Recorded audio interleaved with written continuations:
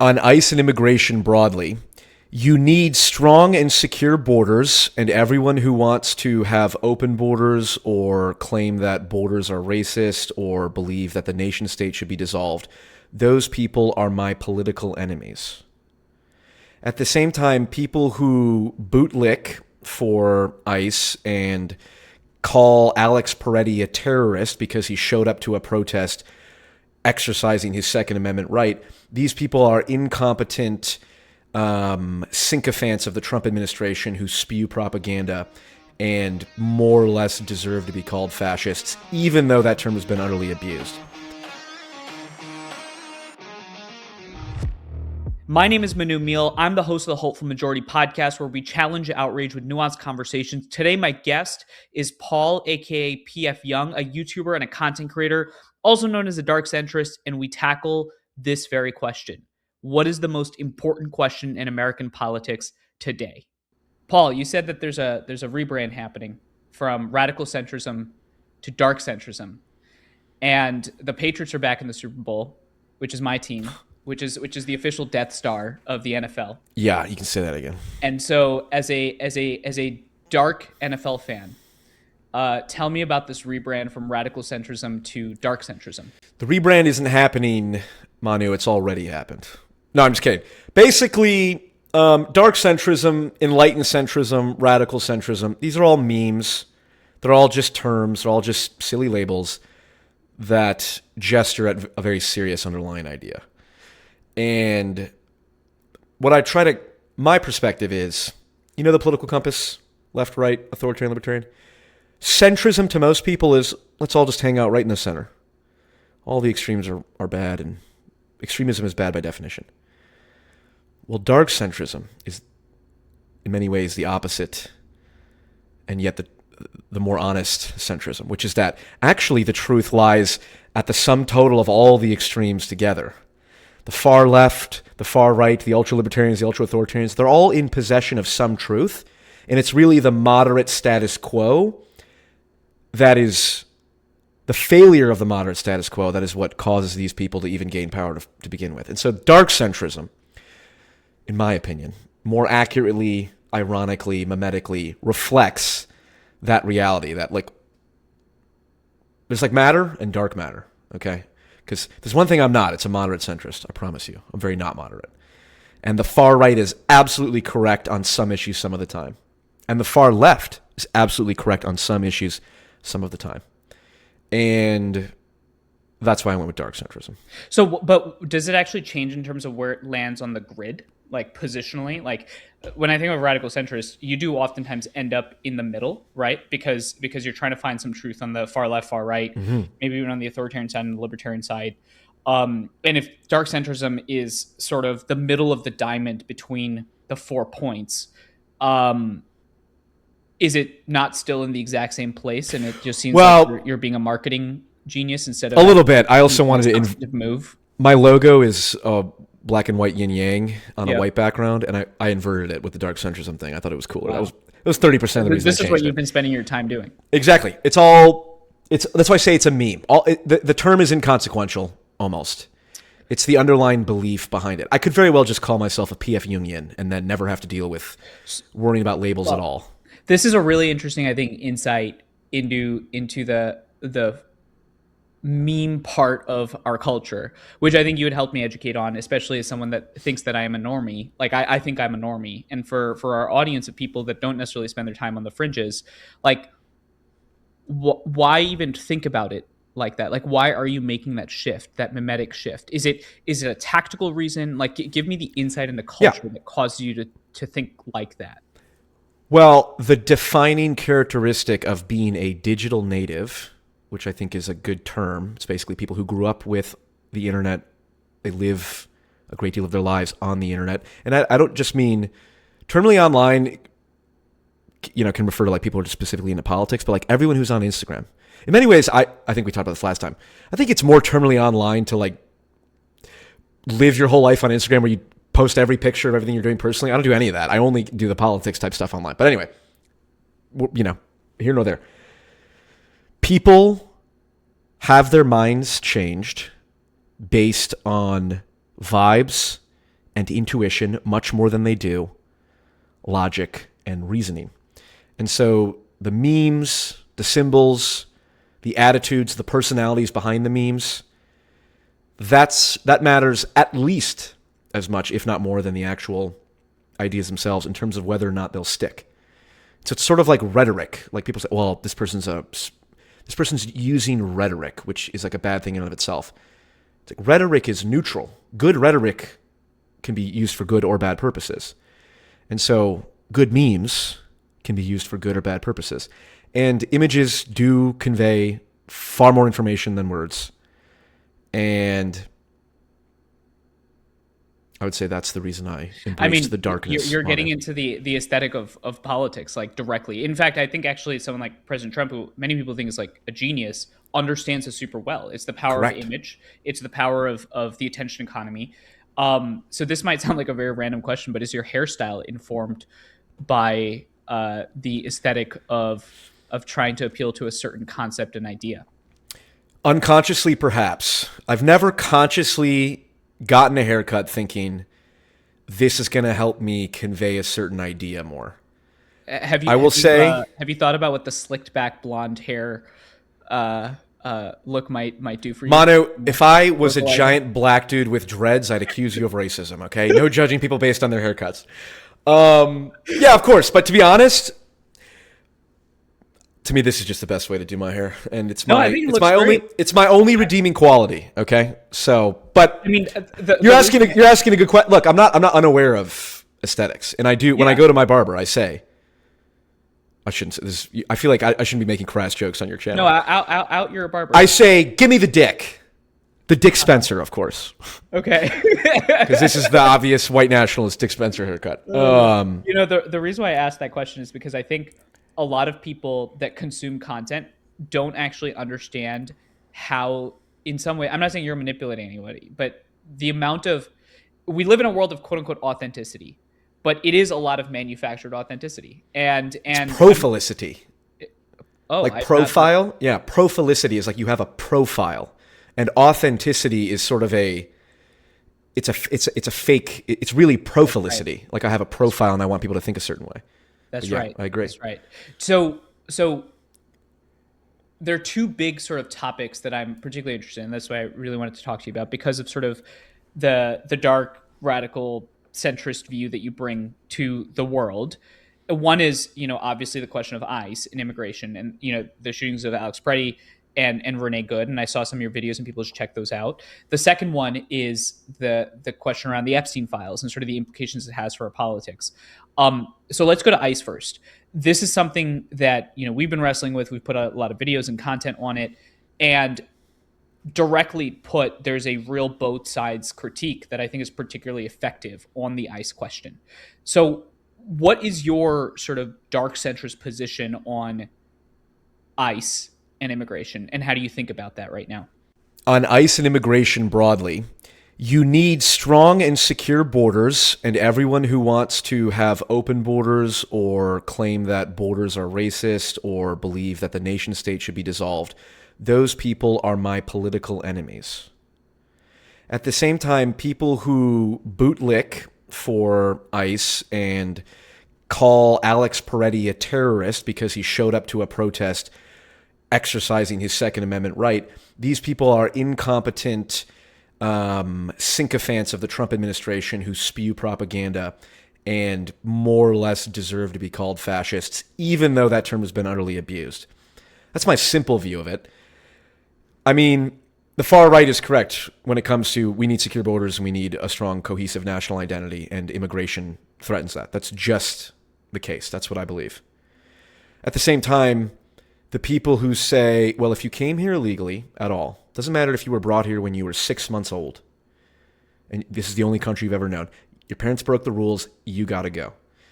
To me, that's just a demented, immoral way to approach the issue.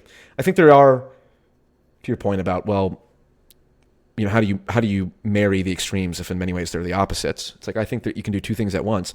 I think we need to utterly restrict immigration for the next 20 to 30 years and give people time to assimilate who've come here. And if we can get that done, then I'm far more open to the idea of let's limit the degree to which we break down people's houses and deport them because they came here 10, 15 years ago. It's a compromise. It's like, look, when you have shitty leaders who allow open borders, you have to understand that the reason that's such a bad thing is because there may be no solution that is effective. Just pragmatically, you can't just deport all these people. When you say utterly restrict immigration, what does that mean? I don't know what our normal numbers of immigrants per year are, but it should be radically decreased. And now you say, what's the number? Do you think it should be reduced to a certain type of immigrant? Or certain job? Well, certainly. Well, I mean, people who... I think it's absolutely fair to say we should invite the best and brightest here. I think we have no obligation whatsoever to allow people to abuse the asylum process. I think that's ridiculous, even if morally there's like truth to it. This is the problem with suicidal empathy. I feel this sometimes. It's like, you know, if someone does something, like if I see like a woman with like a kid who like shoplifts or something, like some food, you know, not that I can't, this has not actually happened to me, but I could put myself in this circumstance and there's similar things. It's like, I would almost be like, man, should I even like tell on this person, you know? It's like, and you know, that's okay. That's a real impulse, whatever. You're asking moral questions, blah, blah, blah. You can't have a society based on that. It will fall apart because then you just allow everything. And so the conservatives and the right wingers are right on that. Now, what is the actual thing? It's like, again, the whole purpose of dark centrism is simply to get consensus on the diagnosis of the problem. I can't tell you what the right numbers are exactly. What I can tell you is that if what is happening in the United States is entire cultural enclaves are being carved out, where the need for assimilation goes away entirely, we have too many immigrants in this country, too many illegal immigrants, and maybe even too many legal immigrants, right? If all the people who are Somalian go to one city and then they vote as a racial bloc and elect Somali politicians, that's a fair issue to raise and say, that's kind of anti-American. Not all the people of the same racial group get together and then they vote as a bloc. That's sort of the opposite of American values. And that's a perfectly valid question to raise. If the solution is get everybody out of here who's brown or Muslim, delusional. And to me, a lot of this is just common sense. But that's interesting. So if you got very specific on the centrist diagnosis, what would that be? What is the centrist diagnosis of the immigration problem? The centrist diagnosis of the immigration problem is that we have a large number of people who cannot comprehend that allowing too many immigrants into your country and not giving them enough time to assimilate dilutes the national identity of the country. And I don't mean genetically, I mean memetically. The American identity is a memetic one. Obviously, you know, race and heritage plays a role in that. There's like a European lineage. Sure, all of that's historically true. And it does have relevance in how we understand the current identity. But fundamentally, I believe anyone can become an American. But just because you come here doesn't necessarily mean you have American values. And even pointing out that, hey, if you believe that it's immoral for women to walk around without a niqab, the full head to toe, like Muslim body, the whole head to toe Muslim dress garb, I think that's anti-American. And there's people who still believe, no, Americans is just tolerance of everything at all times. And I'm like, no. And so that's my fundamental diagnosis. That's a fairly right-wing diagnosis. Sure. But I have two questions on that. One is, how do you judge the right level of assimilation? How do you test for, what is the metric to assess that we are now properly assimilated? That's a good question. It's a continuum. And the problem with continuums is there's no single point at which you can say we've crossed over. It's like, how do you know exactly at what point the color blue shades into the color purple? I guess that means what's acceptable to you. What's the acceptable point on that continuum? So the example of the like Muslim niqab, yeah. The burqa is not even that. A burqa, I believe, is face is still exposed. I believe it's a niqab or niqab that is entire face. To me, that's just going too far. But yeah, you're basically asking what is an American? Yeah, and that is the question. It's like, what is the American identity? I think that's the most important question to answer, and it will take many years to get a real solid answer down. And if I had what I think is the correct answer to that, like offhand, I'd be much more successful than I am now. Do you think that the right-wing critique and the J.D. Vance critique, I mean, J.D. Vance gave this fascinating speech at the Claremont Institute 2 or 3 months ago where he defined and made a very direct critique that the idea of America is not enough as a cohesive glue for the American identity, that you need something more. Now, importantly, he did draw the line in the sand that he doesn't think it's the Nick Fuentes version of, lineage and heritage, but it is about citizenship and knowledge and tradition. Yeah, and peoplehood. And peoplehood. That's right. And as someone that, is a son of immigrants, like, I do think there's an interesting point. Like I can map out when my parents, I would say from my standpoint, were properly assimilated. And importantly, from their standpoint, they were happily assimilated, right? They were excited about that assimilation. But do you think sort of the far left view that America as an idea is a cohesive enough glue for an American identity that consists of so much diversity?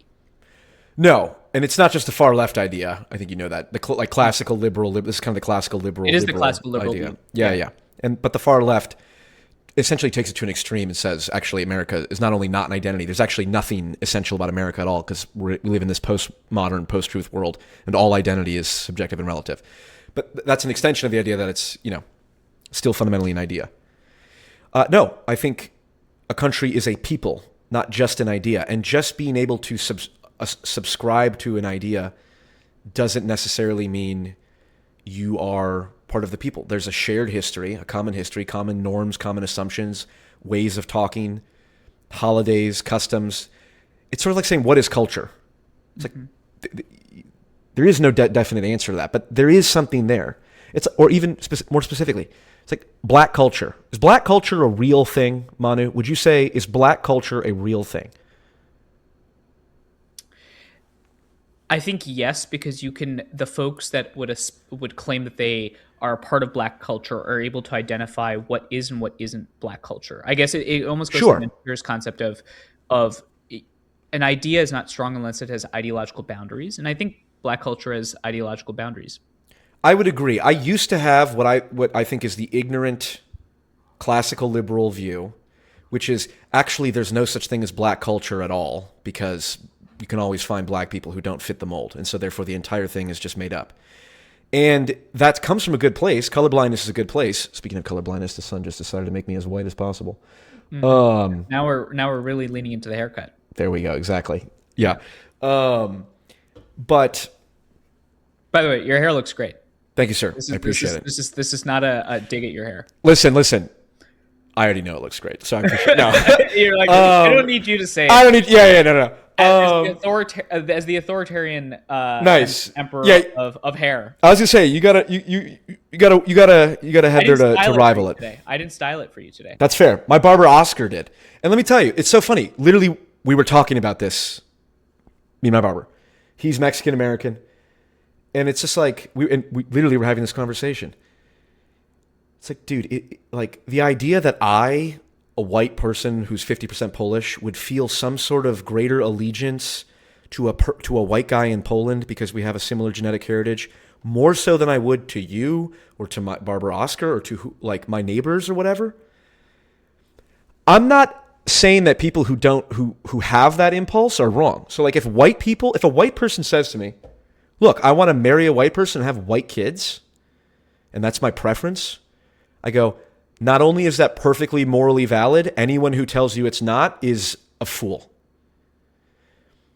And that is I think that's the true liberal attitude, as it should be. And I'd say the same to a black person. A black person doesn't want to marry a white person because they want to have black kids. Perfectly moral, valid intuition. I don't have that intuition, but I don't begrudge people who have that. Where it gets ridiculous is when liberals or leftists say a white person who wants to marry a white person and have white kids, that's racist. And then the reverse of that, which I deal with, is white nationalists saying, well, Paul, the fact that you would even consider marrying a Hispanic woman or an Indian woman or a black woman, you're a race traitor. It's like, okay, Look, you're allowed to have whatever beliefs, but as soon as you start telling me that my preferences are wrong and that you are determining where I draw my in-group out-group boundaries, well, now you're just acting like the leftists who claim that white people who want to get married and have white kids are the problem. So all of that's to say, I completely lost track of the original question. No, the original piece is like it.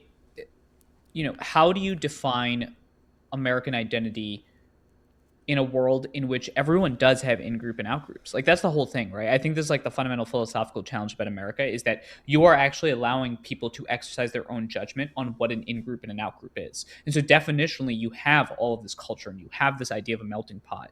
And I frankly do believe that an idea is cohesive enough, but the question becomes, how do you enforce that idea? Right. And I'm actually interested in some more right wing solutions like citizenship tests and thinking about ways in which you can create more adherence to the idea. Oh, yeah. Like when I think about what is the linkage between Oscar and yourself, your barber, like the thing that I keep coming to is the idea of America. Like I don't know what more there is that links you both. Right. But I do understand the critique that in a world of 330 million people that are so differently than each other, an idea might not be as cohesive of a glue. Yeah. And so, like, again, the question becomes, like, how do you think about that? It's the amorphous but extremely real elements of culture. How you talk to someone, how you greet someone, how you shake their hand, what you talk about, the sports, the holidays, the common assumptions. It's very difficult to pin down. Like I said, it's like, what is culture? It's like, well, you can answer that a million ways. What is truth? What is whatever? There's like a ton of different ways to approach it. The idea that there aren't specific, it's sort of like, I'm going to say this out loud and then probably think twice about it after the fact. But it's like there's general truths about the way that not even white, it's not even a race thing. There are general truths about the ways that males will talk to each other. And there's a general way that like females will talk to each other that are very like nuanced and vibe-based, and there's all kinds of exceptions, but there are general underlying themes there. And, in fact, one of the things I say is men of different races have far more in common with each other than men and women of the same race, and vice versa. Women of the same different races have more in common with each other. The female experience and the male experience are more fundamental than any racial group's experience, even though there are still differences. But my point is, even though I can't define it's a more feminine way of talking. Well, what does that mean? What is it more feminine? It's like, it's hard to define, but it is there. And this is my point. What we need is people. The whole point of dark centrism, the whole point of my project, is just getting people to agree that that's the problem that we need to solve. We need to answer the question, what is an American? What is the American identity? But we're not even at the point where people are like, well, no, we already have the American is white or American is just an idea. It's like, no. We need to get to the point where we properly diagnose the problem, and then we have solutions. And you have a huge opportunity ahead, which is like we're entering the 250th anniversary of the United States, and America has been about reinvention, and not reinvention in terms of abandoning founding principles, but reinvention in terms of answering the question, what is American? Like, we're not the first generation to wrestle with this. I mean, this was a question wrestled in the 1800s, in the 1900s, the 20th century with the Exclusion Acts, and thinking about the fact that Italians and Irish people are not necessarily perceived as white, right? And so I think it's a very natural debate and discussion to have, which is why I think, to your point, it's essential that we have the conversation. I guess the question becomes, can you have the conversation when you're having things like part of the solution to the problem is ICE going and, into people's homes and tearing apart their kids, or accidentally, or some might say intentionally. I think the evidence is accidental and not necessarily intentionally, like shooting people, right? So how do you think about having that conversation when the environment is so charged and people have genuine anger and fear of what's happening on the immigration front? Yeah. I mean, one of my iron rules of Memetic Warfare is that there is nothing that impedes your own side's ideological interests more so than your own freaks, your own incompetent teammates, so to speak. So if you are right wing and you agree, and we share the right wing, current, what we describe broadly as right wing, inherently or otherwise, I don't care, but what can be described as a right wing critique of America is not just an idea, it's also a people. If you believe that, then you should be the most pissed off about Kristi Noem coming out and saying this guy's a domestic terrorist despite having zero evidence whatsoever. You should be even more pissed off that I think it was the deputy attorney of the United States, someone in that level of power, saying, well, if you show up to a protest with a gun, you deserve it. To the point where the NRA has to push back and say, no, this is BS. Because that's like the most anti-2A position. Exactly. So it's like you should be deeply, deeply upset that your own side's idiocy, incompetency, and immorality is ceding ground to, the people who actually believe in the dissolution of the nation state or something like that, because they're gonna gain ground in the next election because of the incompetence of your own administration, the sycophancy of all these people, Kash Patel, Kristi Noem. These people are demented. And so that's what I would say to those people. Well, no. Why do you say that they're demented? I'm just curious. Like, what? Because one of my challenges is that it's hard to have a diagnosis of the problem when someone that I think is presenting in some ways a generally accurate diagnosis might be hurting their ability to bring people to the table. Maybe you're like, that's not my job. But why do you use such strong language? Because it's reflective of how I feel. And your point... Does that make you part of the problem? In some ways. But this is the nature of memetic warfare. No, and this is a real point that people who I otherwise disagree with in many ways are correct about. You cannot win a war without doing very real collateral damage. It's never happened in the history of the world. You cannot win a real, I'm talking about like a kinetic war, like World War II, whatever. No war can be won without collateral damage. So when it comes to an ideological war, there's actually no way to communicate. There's no way to get to the outcome you want without paying some price. And your point, exactly. I mean, there's all kinds of things I say that cause many people who would otherwise totally agree with me and listen to what I have to say to not. You say, why would you do that? Because there is no alternative. So I could be the person who tries and just picks my words very, very carefully. Do you know who I think his name's Kaizen. He's a black dude. Elon Musk tweets him all the time. His name is like Kaizen something.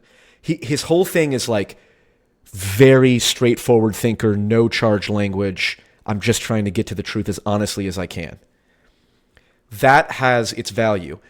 My approach, my perspective is the only thing that I trust is that if I'm being as honest as I possibly can be, that is the correct strategy, even though that has a price. And so when I say Kristi Noem is demented, or I say that people who hold photos up of Donald Trump as if he was Jesus, those people are degenerate heretics. Well, the evangelical Christians aren't going to watch my channel. Okay. That's a price I'm willing to pay. And if I say, the people who believe in the abolition of the nation state are demented leftists, there's going to be a lot of people who would otherwise listen to me that won't. You don't get to not pay a price.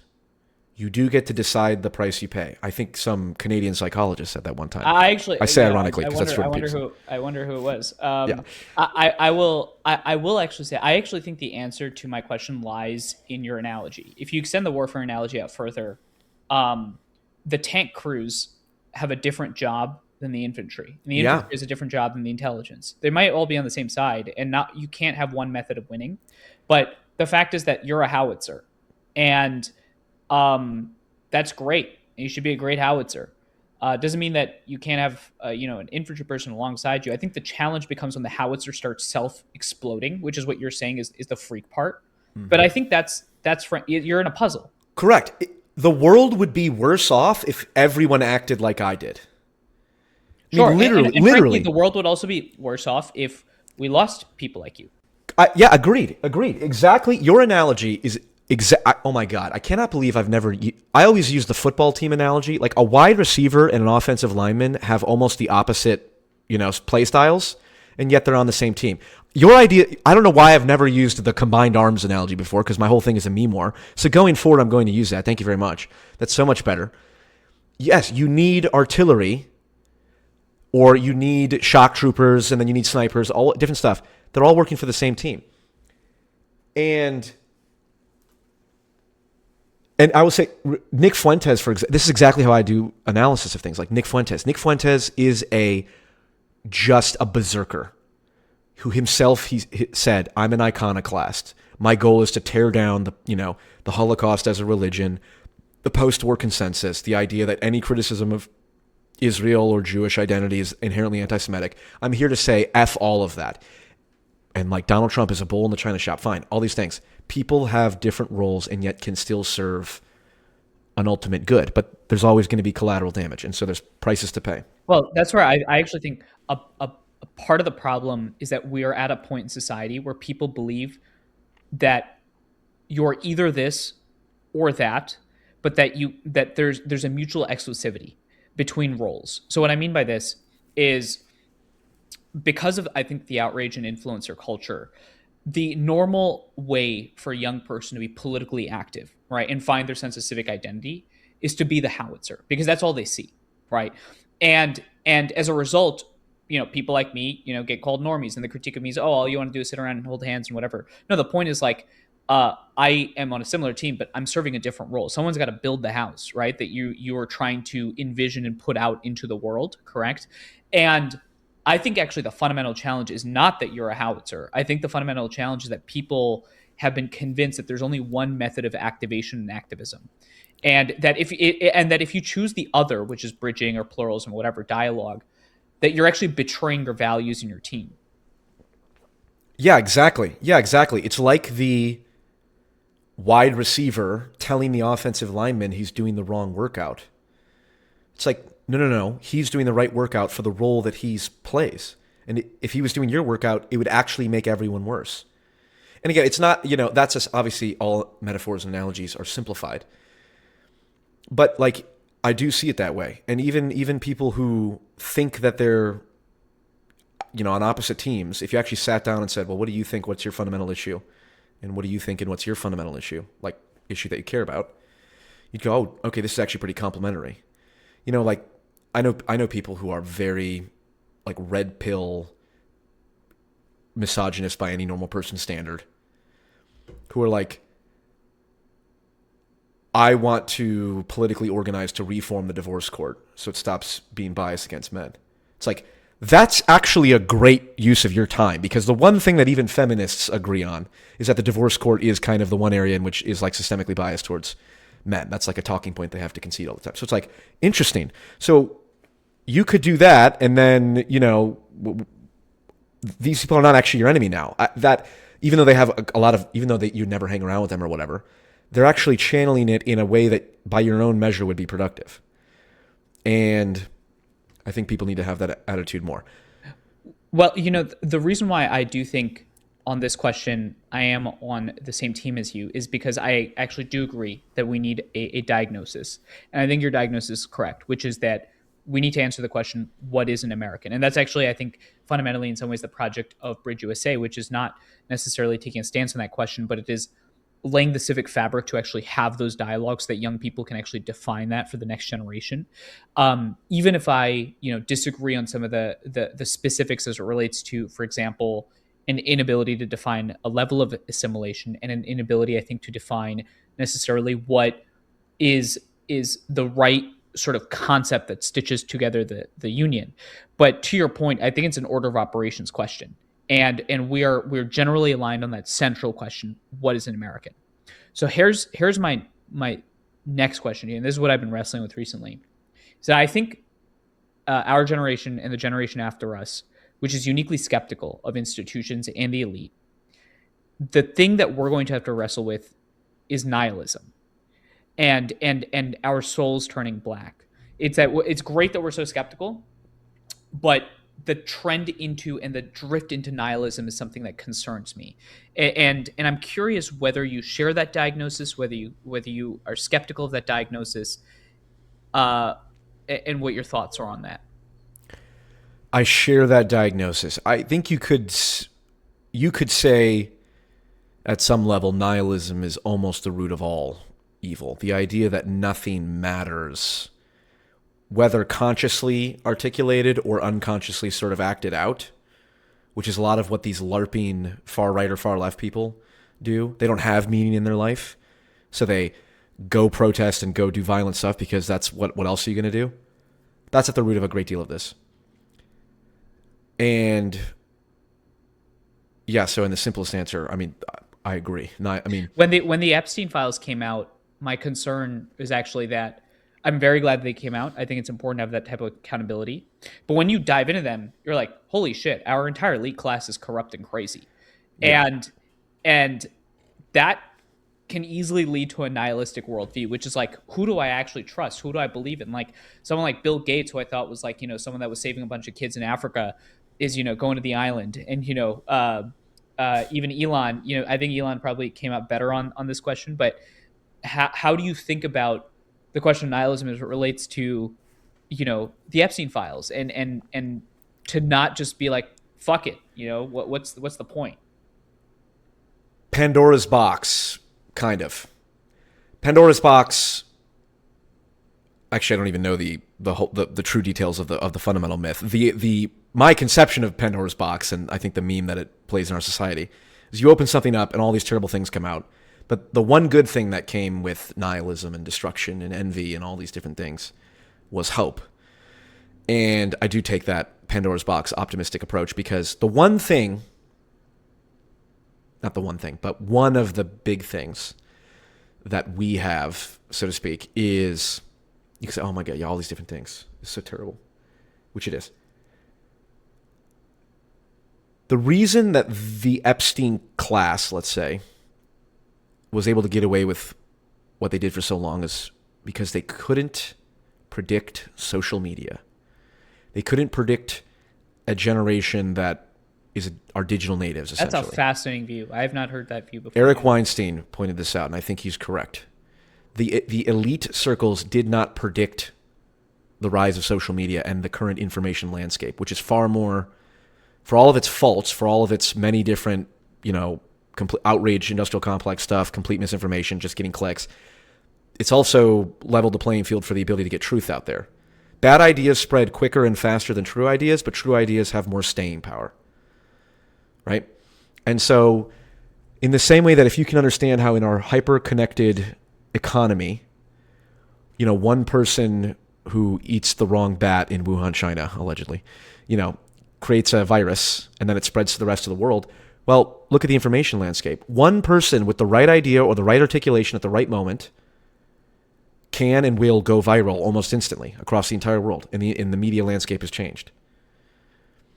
And so everyone is seeing and agreeing, okay, this Epstein class is disgusting and degenerate. Yeah, of course, there's a lot of nihilism involved, but it's like, if we all can recognize that one disease can wipe out humanity because we're all connected, well then, hold on. Why can't we apply the same logic to memetic diseases, but in this case, memetic, symbiotic entities? Like, okay, we all agree that Thomas Massey and Ro Khanna are working together to get this crap out. So it can be done. And Thomas Massey's pretty popular. And maybe it takes one politician who just is a straight up independent, whose whole platform is screw the elites to get into power, to get the first foothold in, and then it follows up and follows up and follows up because the entire generation, the boomers are leaving, politically. So there's reason to hope and reason to be optimistic.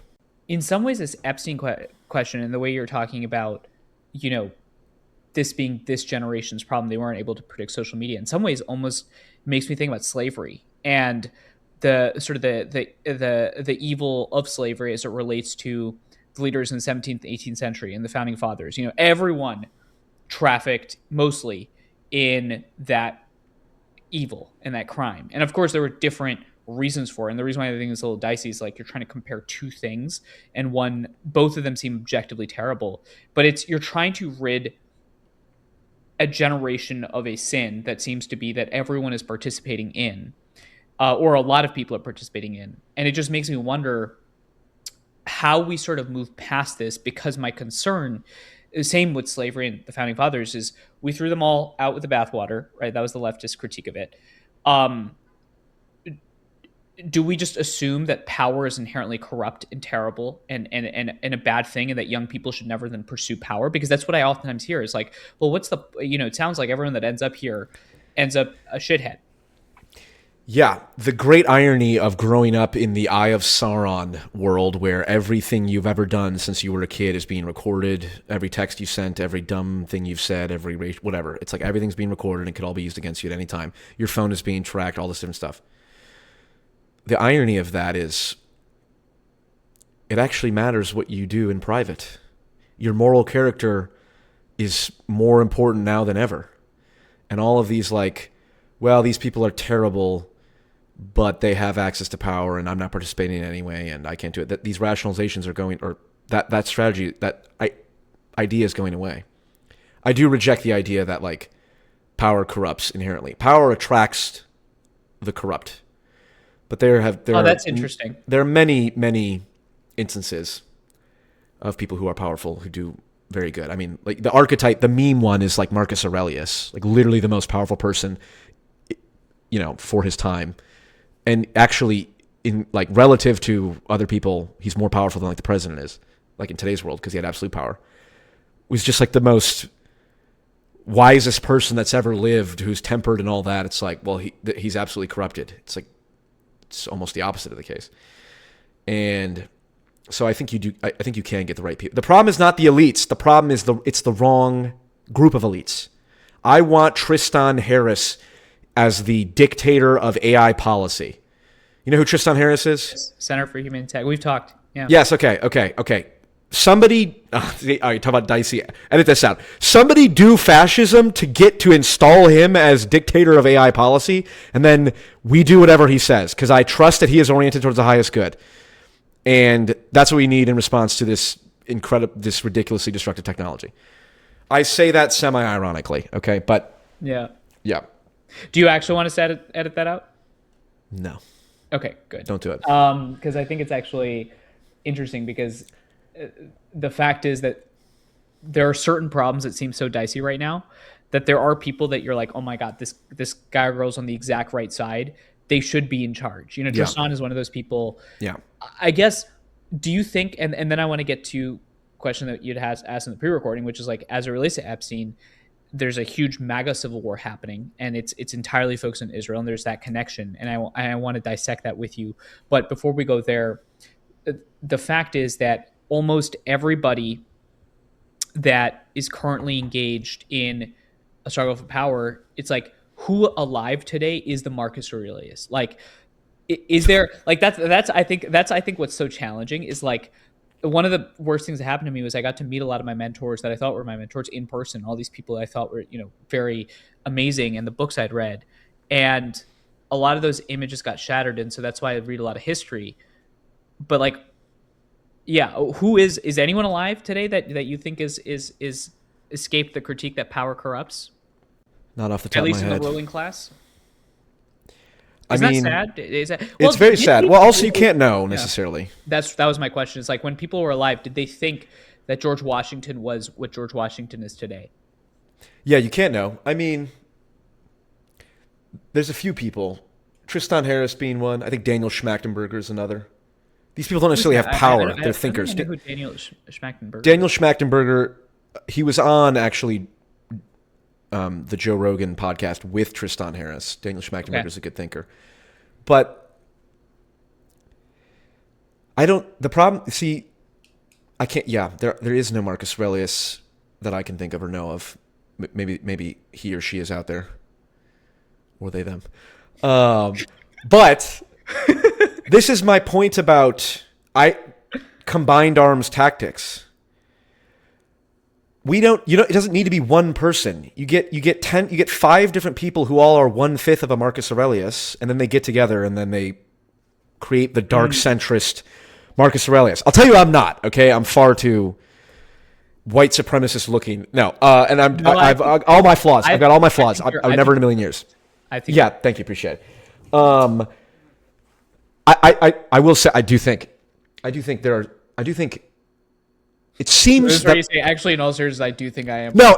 Actually, in all seriousness, some things like steel manning people you disagree with, there are like endless numbers of people who are intelligent that just seem to be incapable of that, and it does make me think, well, we do need fascism, because these people are so, you can't even comprehend the idea of like the people I disagree with might be in possession of some truth, right? That aside, I do think that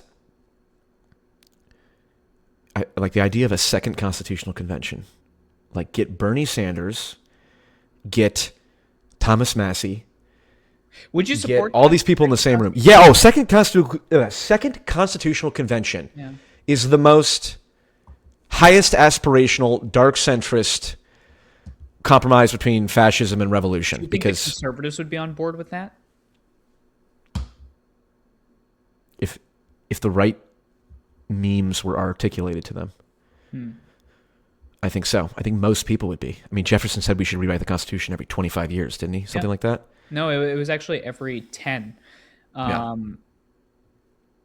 But that's the big thing, is like, how do you do that without the conservatives without the conservatives? You point out that fact. It's like, hey, if you want to be true to the founding fathers, Jefferson did say, so every 10 years, and we're kind of due for an update. Yeah. I mean, here's what I'd say. If a problem is a real problem, then I suppose this is a faith claim. I don't have empirical evidence to say this is true all the time, but I do believe this is how reality is set up. If a problem is a real problem, then by definition, it will manifest in such a way that the reality of it can be communicated to anyone. Right? So, like, if society is so rigid and not changing quick enough, conservatives will be able to see that.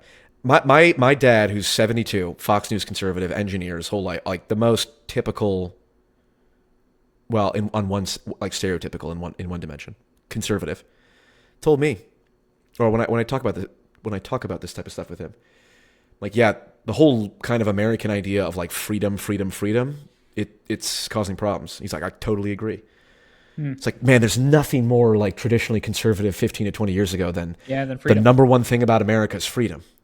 Yeah. And so the attitudes are changing, and I do see stuff like that, and I do think that in our information landscape, ideas spread faster than ever. Certainly bad ideas have that advantage, but the good ideas stick, unlike the bad ideas. What would be your dream constitutional convention? Who would be at your second constitution convention? Off the top of my head, I don't have a formal list. No, that's fine. But this is actually a recurring question I'm going to start asking people. I'm very okay. That's great. So Hassan Piker and Nick Fuentes. No, I'm kidding. Would be at the convention. No, I'm kidding. They might be outside, and they can be called in as witnesses every now and then. Like, what do you? Okay, get out of here. Who would it be? I mean, this is just off the top of my head. Bernie Sanders. Yep. Ro Khanna, Thomas Massey, even Steve Bannon. The key thing with a good constitutional convention is if you don't have people in it that you hate along some dimension, you're not doing it right. That's the point. You got to get them together. But what's the bright line between, let's say, Steve Bannon and Hassan Piker? I think I have an idea, but it sounds like you probably think one of them is a thinker and the other one is. But what's your view? Yeah. One is more oriented. One is more capable. I mean, ultimately, it's a total intuition on my part. Yep. It's all case by case, so I can't give you like. But what's you're the criteria. dictator in this. I'm the dictator, so I've decided my dark centrist spidey senses tell me that Steve Bannon would be a better contributor to the Constitutional Convention than Hassan Piker. Even I've seen the Steve Bannon, or Nick Fuentes, or Nick Fuentes even. Steve Bannon's speech at the Oxford Union. If you have not seen that and you don't like Steve Bannon, you should give it a watch. Because to say that this guy is just purely bad or whatever. He's tactically very smart. Very smart. Very cynical, unfortunate. But that's why you bring the more moral people in. I was going to say Jordan Peterson, but I don't know what's happened to him. Is he even alive? He is. I think he's recently recovering from some mold lung or something like that. But that isn't. Yeah, I should do that's actually a good video idea. Who's invited to the second constitutional convention? What's the roster? I mean, do you think? Who do you think is from your standpoint, who is the intellectual heavyweight on the left from your standpoint, and who do you think right now is the intellectual heavyweight on the right? And heavyweight defined as when you substance say and tactician. okay, when you say intellectual, do you mean like just someone I think, or like there's cultural heavyweights, there's philosophical heavyweights? Are you giving me room to kind of define it in the meme war? Are defining the meme war. That's a great question. Real quick, I'm just going to say this because I want to get out. Jonathan Haidt is one of those intellectuals that is required at the Constitutional Convention. I agree. Personality psychology, that type of stuff. I agree. Tristan Harris? AI? Tristan Harris. Yeah, no, well, he's second in command. If I'm the dictator, he's hand of the king or whatever it is. I see. But who's the intellectual? You're still better than him because you're. No, I am not better. No. I'm merely the one who. Benevolent dictator. I'm merely the one who asserts the power and will take the. You wouldn't want him to be corrupted, so you're exactly. You're taking on the heat. Exactly. I'm like Boromir, or the opposite. I don't know. Whatever. Maybe that's the wrong analogy. Okay, hold on. Who are the big cultural heavyweights? Who are the left-wing Memetic lords, the Memetic feudal lords, who have a great deal of power and who's equivalent on the right? And on the right. Okay, well, for just speaking Memetic, like in terms of who is moving the needle when it comes to culture, yes, it is absolutely, two of them at least, are Nick Fuentes and Hassan Piker. That's for sure. In terms of just pure horizontal reach, I think that Joe Rogan, Theo Vaughn, Tim Dillon. I think it is somewhat asymmetrical. I think on the left, it is more decentralized. Yeah. Like if you think of two different factions, like the Russians have more troops than the Germans. It is an asymmetrical war, but they're two armies, but the nature of their combined arms is different. And in this case, one of them would just have more weapons too.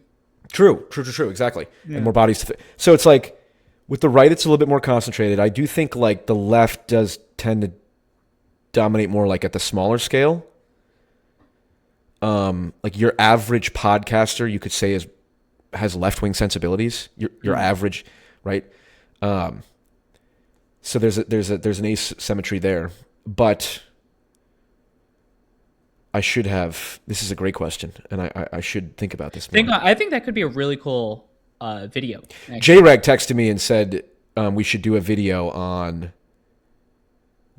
what is the current landscape of the Memetic feudal lords. Like Clavicular is the lord of the Lux-Maxine movement. Mm-hmm. That guy. Mm-hmm. I don't know call her daddy, her name is, Alex Cooper or something, is the head of whatever that is. And that's why you actually just can't hang out with women. Yeah, exactly. If they're Call Her Daddy. Listen, I've listened to at least 2 episodes of Call Her Daddy, and I was like, did you start calling her daddy? No, I started going, this is just right-wing Andrew Tate, but in a different, weirder format. Less obvious on the nose stuff, but when it comes to like facilitating degenerate behavior, if Andrew Tate facilitates and encourages degenerate, immoral behavior in men, let's not talk about Alex Cooper. Anyway, point is, you managed to bring in Alex Cooper and Andrew Tate in the same sentence. Oh yeah, well yes, yeah. Well, I will. You facilitate the best in me, by the way. Every time you come on, we have to have a whole strategy conversation about what to do next. You are asking all the right questions, and it makes me think, and I appreciate that. But my point is, there is an asymmetry. I do think like you can call it like the Rogan sphere, podcast sphere. That's definitely that's the right wing cultural power. And the left-wing cultural power, it's out like the Stavros Halkias type people. So the Cumtown people or whatever. I have no idea what you're talking about. You've never heard of Cumtown? I live under a rock. My girlfriend describes me as the most online person. Because good. If you know, that's healthy. The fact that you have a girlfriend is positive. Positive green flags in your favor. The Nick Fuentes allegations. Yeah, there you go. But like, yeah, no, I most people would think I have a massive social media consumption because I'm all over the place, but I actually literally don't spend any time on social media. Good. So I don't know what Come Town is, frankly. Yeah, or Chapo Trap House is the other big one. These are big left-wing podcasts. The Dirtbag Left is kind of how they're described. I think I have heard of the Chapo Trap. Chapo Trap House, yeah. I think Come Town is like a adjacent one to that. Terrible name, in my opinion, but whatever. Great way to reach an audience. Yeah. These cultural yeah. I would say, these are some of the big heavyweights. The Hassans, the Stavros Halkias. You're like, well, these are just comedians. It's like, bro, welcome to 2025 or 2026. Well, not just that. Excuse me, we're behind. The intellectual revolutions in Europe were led by not necessarily people that were artists, theater people, yeah. It was 100%. So here's why I want to take this lastly. Okay. MAGA is a very powerful force, and you talked about combined arms. There's a civil war happening in MAGA right now, and it's primarily centers on the question of Israel. But you literally have a divide right now between Ben Shapiro and Tucker Carlson is the most avid understanding of this. But the fact is that army seems to be dissolving in many ways. But also the polling, I actually had on this group called More in Common last week that has a deep dive into what the MAGA coalition is. And what their data shows is actually the MAGA coalition is very tight and intact. But I'm curious, why you think that breakdown is happening. And wherever you want to take this, feel free to speak. That's just something I wanted to ask you about. Can I ask, though, what the data that says it's tight, what is that data? I'll actually, so if you check out the most recent episode, it's called, if you just look up More in Common Beyond MAGA, it's a report that basically breaks down the Trump voter coalition based into 4 groups. Hardline MAGA, the one next to that, then it's mainstream Republican, and then reluctant right. And it basically does a psychoanalysis and an emotional analysis of who defines each of these groups.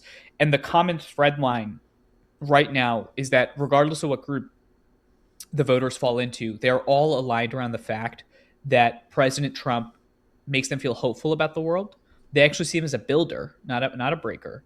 And they believe that the problems that he's diagnosing are generally the right ones to diagnose. Now, there's a question of what the report doesn't talk about is what happens after Trump, and that's where in the conversation you can see that the breakdown might happen. Yeah. But the coalition seems pretty sticky around him currently. Correct. While he's the president and while he's alive. I think he's 72, 73 or something like that. 10, 15. He's like 7. Isn't he late 70s, early 80s? Is he? Oh my God, he probably is. Yeah. I gotta look. Regardless. Yeah. He's 79, yeah. He's 79. Okay, well, there you go. Even TikTok. Unless, of course, the AGI gets here and we all become slaves to immortality, which is its own hell. The MAGA Civil War. Terrible. Yeah, I agree. The only fate worse than death is living forever. The MAGA Civil War. Wow, you dirty nihilist. No, I'm kidding. No, exactly. I think in my experience, most sane people do. Anyway, that's a separate topic for another time. The Butlerian Jihad and the war against AI. The MAGA Civil War is between the Tucker Carlsons and the paleo conservatives and then the Ben Shapiros and the classical liberal kind of conservatives. And on the face of it, it's about Israel.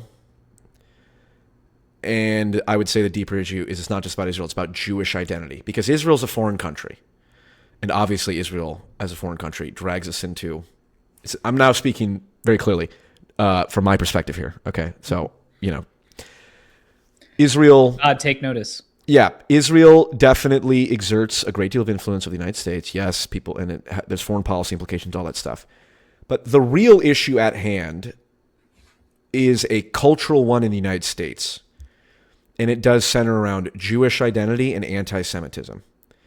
Because basically what's happening on the right, from my view, is that there's some people on the right who are using accusations of anti-Semitism the same way that the left uses accusations of racism. When the left accuses people of racism, sometimes they're right. There are just racist people. That just is the case, and racism is bad, and all that. And the reason I'm somewhat dismissive of it is because everyone knows that the word racist has been so abused to the point of meaninglessness. And I would say a similar thing has happened with anti-Semitism. There are real, valid critiques of Jewish identity and Judaism that must be allowed to happen without calling people anti-Semitic. I would say we're at the same point with Judaism and Jewish identity and Jewish culture as we were with Islam like 10 to 15 years ago. Do you remember, you ever seen the clip of Ben Affleck calling Bill Maher and Sam Harris racist? Yep. Okay, that was 11 years ago. Or Islamophobic. Yeah.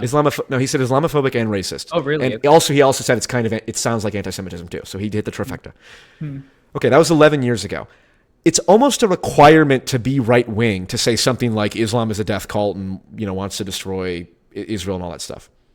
So my simple analysis is we are at a point with Judaism and Jewish culture and Jewish identity as we were with Islam 10 years ago, where 10 years from now, saying Ben Shapiro and a lot of American Jews seem to care more about Israel than the United States will be among the most utterly mundane observations one could make.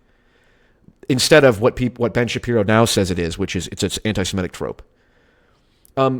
Jewish supremacy, if people watching this have not heard the term Jewish supremacy, I would highly encourage you to add it to your lexicon. Because if you don't have the word Jewish supremacy in your vocabulary, you will be unable to distinguish between Jewish people, who are just people of a particular genetic identity, just like you and I, and then a subset of that people who have a nefarious ideology.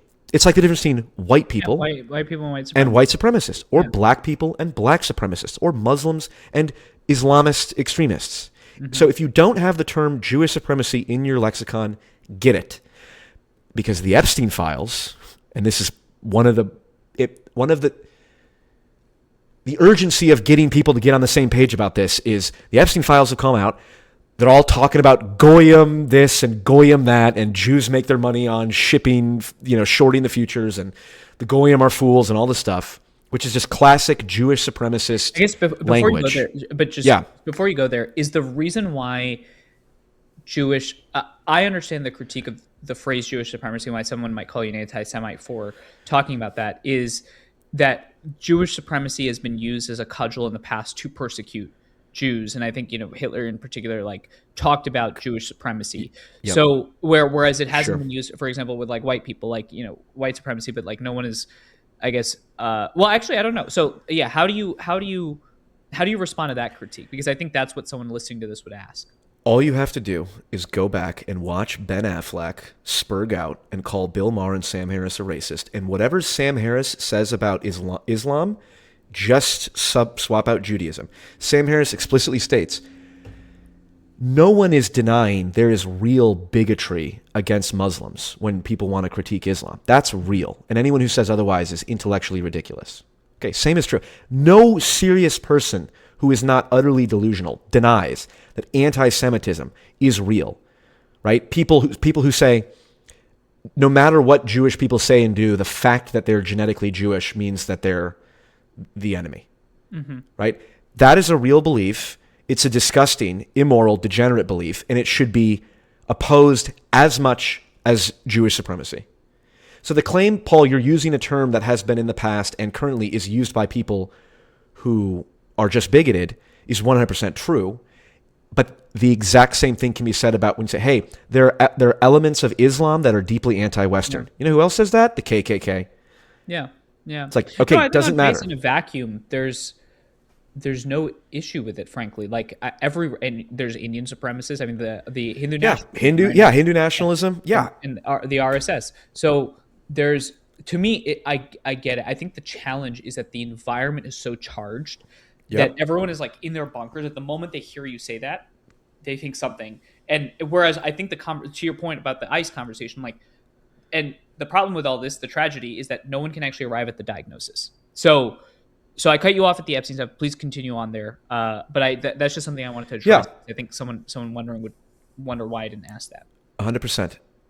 With the Epstein stuff in particular, the files have put front and center this whole idea of Goyim and Jewish supremacy and people who believe that, again, one of the beliefs of Judaism is that the Jews are the chosen people of God. One's genetics makes them special. Now, there are obviously, self-evidently, perfectly reasonable pro-human interpretations of that Jewish people are not better, they're simply called to be a light in the world. It's if you believe that, There's no issue. Just like Muslims who believe, yes, like, we're supposed to get everyone to submit to Allah, but we're not going to try and bring it forth a Muslim theocracy. Okay, so that's self-evident, and I almost don't have time for people who can't comprehend that. Yeah. The pendulum is swinging. Nick Fuentes has gained popularity, and so so it's like, it's funny. Earlier you brought up what I called Kirsty Noam demented. It's like, Paul, don't you realize that you're going to turn off people just by using certain terms? It's like, correct. When I say Jewish supremacy, when I say Zog, Zionist occupied government, which again is the same thing. Historically, this has been a anti-Semitic term. In some sense, this is the Memetic Feudalism idea, which is, there's so many people who would otherwise listen to me who don't because of my abrasiveness. And the same is true for you in reverse because you're too Lex Friedman or whatever, right? Yeah. But there are people who will listen to me or listen to you who they themselves have audiences and hear what we're saying, can appreciate that, okay, Paul's clearly not actually anti-Semitic. He's abrasively getting to an underlying point here. And Manu's clearly not, just a kumbaya, everything, any conflict is bad, and so I'm just a pacifist. And then the people who listen to us then go to their audience armed with the knowledge that the memes that you and I have spread to them, but then they communicate it in a way to their audiences or friends or family or people who they influence that, those people wouldn't listen to you or I, but they will listen to the people who listen to us. That's the Memetic feudal idea, right? Someone can be a king. They have lords, like separate lords, and then those lords have their own vassals, and those vassals might, not hate each other, but ultimately they're serving the same king in their own indirect way. And so, there's plenty of Jewish people who email me and say, like, I know what you're doing, and this is like, I believe you're like incredible. Yeah, this is exactly the conversation that needs to be had, because there's a very fine line that needs to be had between saying, yes, you can criticize Jewish supremacy and not be anti-Semitic, and just as clearly say, anti-Semitism is a real, disgusting, degenerate mind virus, and it needs to be addressed and not dismissed. Both of those things can be true. There are many people who will just, I'm either controlled opposition or I'm, anti-Semite, whatever. The people who I trust have healthy intuitions, know exactly what I'm doing, can hear what I'm saying, and,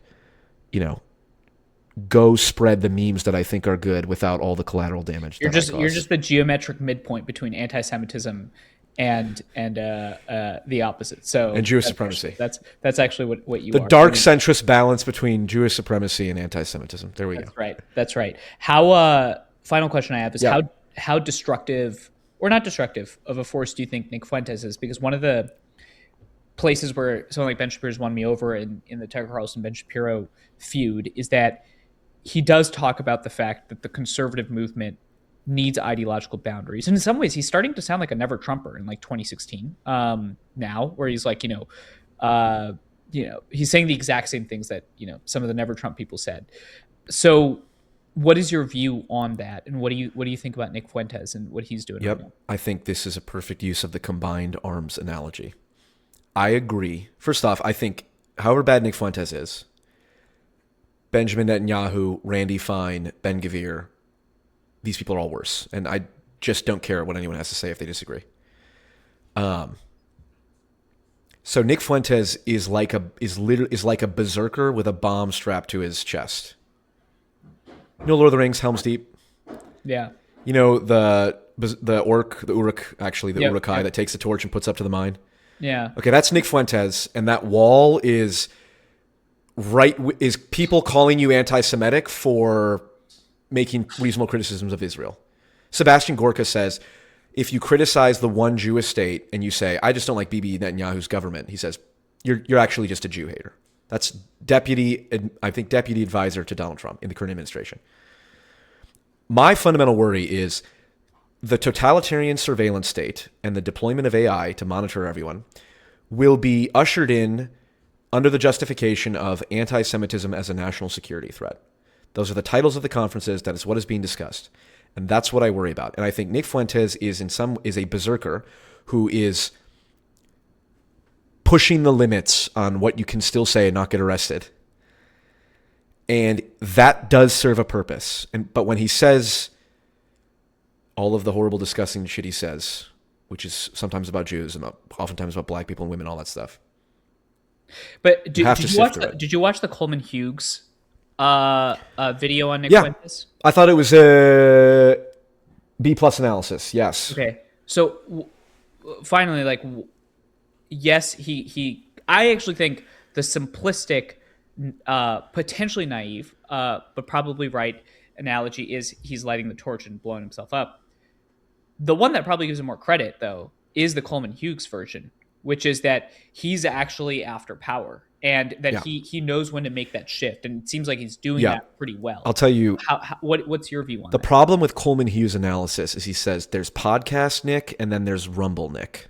Right. And Rumble Nick is the extremist who says all the crazy shit, which Fuentes says crazy shit. And sometimes it's very funny. That's the thing about crazy people, is that they can be funny. And I'm not saying Nick is crazy, but saying crazy shit often is funny.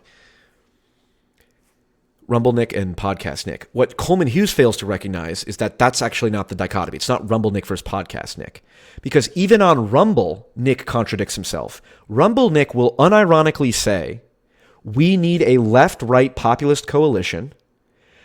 The right needs to give up some of the cruelty and abuse of marginalized... This is essentially verbatim quotes from Nick Fuentes. I did a video on it.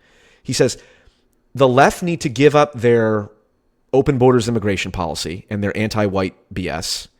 And the right needs to give up the cruelty and hatred towards marginalized people. I don't know what else you'd call them. There's marginalized people. Of course, that's true. That's Nick Fuentes saying that. He says that on Rumble, and then he goes on Piers Morgan and says, I love Hitler and all this shit. So it's not Rumble Nick versus Podcast Nick. It's just within Nick. There's good and evil, or there's productive and destructive. And that's the real dichotomy. And my thing with Nick is like, now he's going around saying Jeffrey Epstein's cool and all this. And, it's like... He's doing that? I didn't know. Yeah. I mean, it's like, again, it's all rage bait. This is the point. Nick Fuentes, just like Andrew Tate, just like Donald Trump, says crazy things, gets you to get baited into calling him all these names, and then he can Mott and Bailey and kind of retreat and say... But how do you think he can make that leap, though, without... Because it's almost like in technology, like... There's certain like enthusiast brands that capture the innovator audience, bring them in, but then when they try to make the jump to the mainstream, they lose that audience and they're just bad at both. Mm-hmm. How do you think he can bait people in, but then actually keep them there? Why don't they feel betrayed? Because deep down, everyone knows that there's no such thing as a purely evil person. And so that when someone says, I don't know, like insert whatever the most racist or misogynistic thing that Nick Fuentes has said. Mm-hmm. It's like, guess what, Manu and everyone watching? All of us know at least 2 or 3 people in our lives who have as bad, if not worse, views along some other dimension, if not the same. And yet they're our family, they're our friends or whatever. And so it's like, it's again, part of the Pandora's box thing is we kind of unleashed you can say crazy things and you don't get fired anymore. Well, that's not true exactly, but like now the right's actually doing that. Yeah, exactly. But my point is 15, the whole idea was like, watch what you post on social media, And we're moving into a thing now where it's like, actually, if you're a corporation, just don't check social media because, it's like everyone lives their life online. And if we held everyone to that standard, I mean, again, the Zoomer generation is one that has had every flaw, text, racist things ever said, documented, cached, waiting for a group chat message. There's going to be politicians that have their nudes out there and all the worst things they've ever said. So like we have the culture just to go, we live in an irony poisoned world. That's a big part of it. Nick is making jokes, getting the internet. It's just, I do the same. J-Reg does the same. Dave Chappelle, Trump, all these people. Like the internet is inherently comedic and ironic in many ways. And people and digital natives know that. And so you can tell when Nick is being more serious than when he's not, although even though he contradicts himself. And so that's why I think people don't feel betrayed. But again, Nick Fuentes is an iconoclast. That's his role. He's a berserker. He has to blow things up. That's his thing. He's blowing up the post-war consensus. Great. It's stopping Jewish supremacists from being able to call everyone anti-Semitic who says anything bad about Israel or makes critiques of Jewish identity and Jewish culture. If you can say that Christians who believe the earth is created in 6,000 years old, like that's deranged, and that should be made fun of. That doesn't mean you hate them. You should be able to say people who believe that Jews are literally God's chosen people. That's also a belief that you can make fun of and mock and not have to respect and not believe, because it's a purely religious, superstitious belief. Nick Fuentes is not inadvertently, maybe directly, creating the space for that to happen. But he blows stuff up. So in the process, he, actually foments insane shit from his fans and even himself. And even his own, like I said, he's going around saying Jeffrey Epstein's actually got aura and he's cool. And was it really pedophilia if she was 15? Because technically it's got to be not. Like that's what he's doing. And he's just, when you define yourself as the berserker who blows things up, you'll blow a lot of enemies up. You'll blow a lot of friends up, and then eventually you blow yourself up. Do you think the best practical way to capture attention is to be the berserker that blows everything up, or is there to capture attention? To capture attention, perhaps net attention. Over what time period? Let's say over a year. Over a year, probably. Yeah, be the berserker. That's the best way. Probably. Yeah. Over 10 years, you won't make it 10 years if you're the berserker. I mean, Nick Fuentes will be around. Well, I'd say he'll be around precisely to the degree to which he doesn't act like how he's acting now. Well, I mean, that goes to your point that there's true ideas last longer and have a deeper burn, but take harder to light. It's the same way as in politics. One of the iron rules is you recruit people to anger because it burns very fast. You keep them with joy and love, and that's what Trump supporters feel in the coalition, and that's what people on the left feel with Barack Obama. Paul, always good to talk, man. Very fascinating stuff. In particular, the nuances of where you're trying to stake out your position. I'm very interested in where you take things. I will say that, and we had this conversation last time, which is that I think what the country needs is not just ideas people and not just people of action. I think they need really good hybrids, and that's something that I'm trying to do, and I hope that you're able to build something out of your ideas. I think it'll be fascinating. I appreciate it. I wish the best for you and Bridge USA as well. Well, that was a really hard-hitting, nuanced conversation. We went a lot of different places, a lot of places where you probably agreed with Paul on, a lot of places where you probably disagreed with Paul on, and I think that's important because ultimately the goal of these conversations is to challenge and ask ourselves some of the most important questions of our time, like what does it mean to be an American and what is American identity? Every Monday, YouTube, Spotify, Apple, wherever you get your content, the hopeful majority comes at you. We've got great conversations coming up. It's an exciting year, and I appreciate every one of you for joining because that's how we build the hopeful majority, one individual at a time. I'll see you next Monday.